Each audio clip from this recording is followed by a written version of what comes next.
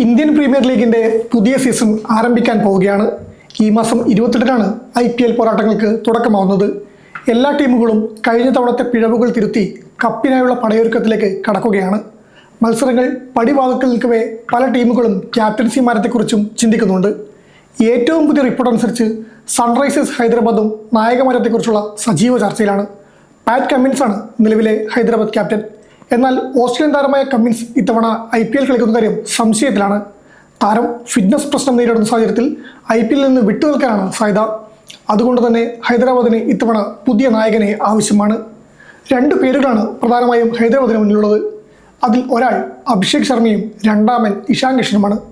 നിലവിലെ റിപ്പോർട്ട് പ്രകാരം ഇഷാൻ കിഷനെ ഹൈദരാബാദ് നായകനായി പ്രഖ്യാപിക്കാനുള്ള സാധ്യതയാണ് കൂടുതൽ. അഭിഷേക് ശർമ്മയ്ക്ക് ഇപ്പോൾ ക്യാപ്റ്റൻ സ്ഥാനം നൽകേണ്ടതാണ് ടീം മാനേജ്മെന്റിന്റെ തീരുമാനം. ഇഷാനെ ക്യാപ്റ്റനാക്കുന്നത് ഹൈദരാബാദിന് ഗുണം ചെയ്യുമെന്ന് സാധ്യത വെച്ച് നമുക്ക് പരിശോധിക്കാം. ജാർഖണ്ഡുകാരനായ ഇഷാൻ കിഷന് ക്യാപ്റ്റൻ എന്ന നിലയിൽ മോശമില്ലാത്ത കണക്കുകൾ അവകാശപ്പെടാനാവും. പ്രത്യേകിച്ച് സമീപകാലത്തെ സാഹചര്യത്തിൽ ഇഷാൻ കൂടുതൽ മികവ് കാട്ടുന്നു. ആഭ്യന്തര ക്രിക്കറ്റിലും അണ്ടർ-19 ക്രിക്കറ്റിലും അടക്കം നായകനായി അനുഭവസമ്പത്തുള്ള താരമാണ് ഇഷാൻ കിഷൻ. 2016 ICC അണ്ടർ-19 ഏകദിന ലോകകപ്പിൽ ഇന്ത്യയെ നയിച്ചത് ഇഷാനായിരുന്നു. ഋഷഭ് പന്തും വാഷിംഗ്ടൺ സുന്ദറും സർഫറാസ് ഖാനും ആവേശ് ഖാനും ഖലീൽ അഹമ്മദും എല്ലാം ഉൾപ്പെട്ട ടീമിനെയാണ് ഇഷാൻ അന്ന് നയിച്ചത്. 2020-ൽ 29 മത്സരങ്ങൾ നയിച്ച് 23-ലും ജയം നേടിക്കൊടുത്ത നായകനാണ് ഇഷാൻ. 79.31 ഇഷാന്റെ വിജയ ശതമാനം. ഇക്കഴിഞ്ഞ സയ്യിദ് മുഷ്താഖ് അലി ട്രോഫിയിൽ ജാർഖണ്ഡിനെ കിരീടത്തിലേക്ക് എത്തിക്കാൻ ഇഷാന് സാധിച്ചു. ചരിത്രത്തിൽ ആദ്യമായാണ് ജാർഖണ്ഡ് ഈ കിരീടം നേടുന്നത്. അത് ഇഷാന്റെ ക്യാപ്റ്റൻസിക്ക് കീഴിലാണെന്നത് എടുത്തു പറയേണ്ടതാണ്. ഹരിയാനയ്ക്കെതിരായ ഫൈനലിൽ 49 പന്തിൽ 101 റൺസും നേടി തകർപ്പൻ പ്രകടനം നടത്താൻ ഇഷാന് സാധിച്ചു. സയ്യിദ് മുഷ്താഖ് അലി ട്രോഫി ഫൈനലിൽ സെഞ്ചുറി നേടുന്ന ആദ്യത്തെ നായകൻ കൂടിയാണ് ഇഷാൻ. ഇപ്പോൾ ഇന്ത്യൻ ടീമിലും ഇഷാന് നിർണായക സ്ഥാനമുണ്ട്. ഇക്കഴിഞ്ഞ T20 ലോകകപ്പിൽ ഇന്ത്യയുടെ റൺവേട്ടക്കാരിൽ 2ാം സ്ഥാനത്താണ് ഇഷാൻ ഉണ്ടായിരുന്നത്. സഞ്ജു സാംസണൊപ്പം ഇന്ത്യയുടെ കിരീട നേട്ടത്തിൽ സുപ്രധാന പങ്കുവഹിക്കാൻ ഇഷാൻ കിഷന് സാധിച്ചു. 2 വർഷത്തോളം ഇന്ത്യൻ ടീമിന് പുറത്തു നിൽക്കേണ്ടി വന്ന ഇഷാൻ ഇപ്പോൾ ഇന്ത്യയുടെ സുപ്രധാന T20 താരങ്ങളിൽ ഒരാളാണ്. IPL-ലും മോശമല്ലാത്ത റെക്കോർഡ് ഇഷാനുണ്ട്.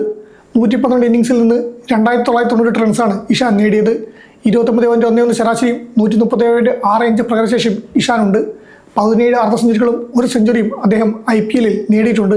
സൺറൈസേഴ്സ് ഹൈദരാബാദിനൊപ്പം അവസാന സീസണിൽ സെഞ്ചുറി അടക്കം നേടി ശോഭിക്കാൻ ഇഷാന് കഴിഞ്ഞിരുന്നു. ഇപ്പോൾ മികച്ച ഫോമിലാണ് ഇഷാനുള്ളത്. ക്യാപ്റ്റൻ സ്ഥാനം തന്നെ ബാധിക്കില്ലെന്ന് ഇഷാൻ ഇതിനോടകം തെളിയിച്ചിട്ടുണ്ട്. അതുകൊണ്ട് തന്നെ ഹൈദരാബാദ് ഇഷാനെ ക്യാപ്റ്റനാക്കുന്നത് മികച്ച തീരുമാനമായിരിക്കുമെന്ന് തന്നെ പറയാം.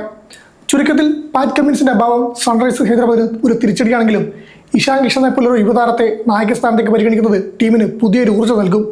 ആഭ്യന്തര ക്രിക്കറ്റിലെ മികച്ച നായകൻ എന്ന നിലയിലും സമ്മർദ്ദ ഘട്ടങ്ങളിൽ ബാറ്റിംഗിൽ തിളങ്ങാനുള്ള കഴിവുകൊണ്ടും ഇഷാൻ ഹൈദരാബാദിന് മുതൽക്കൂട്ടാക്കുമെന്നതിൽ സംശയമില്ല. ജാർഖണ്ഡിനെ ചരിത്രത്തിൽ ആദ്യമായി സയ്യിദ് മുഷ്താഖ് അലി ട്രോഫി കിരീടത്തിലേക്ക് നയിച്ച ആ പോരാട്ട വീര്യം IPL-ലും ആവർത്തിക്കാൻ ഇഷാന് സാധിക്കുമോ എന്ന് കാത്തിരുന്നു കാണണം. അഭിഷേക് ശർമ്മയേക്കാൾ അനുഭവസമ്പത്തുള്ള ഇഷാനെ നായകനാക്കാനുള്ള മാനേജ്മെന്റിന്റെ നീക്കം ക്രീസിൽ എത്രത്തോളം ഫലം കലമെന്നാണ് അറിയാനുള്ളത്.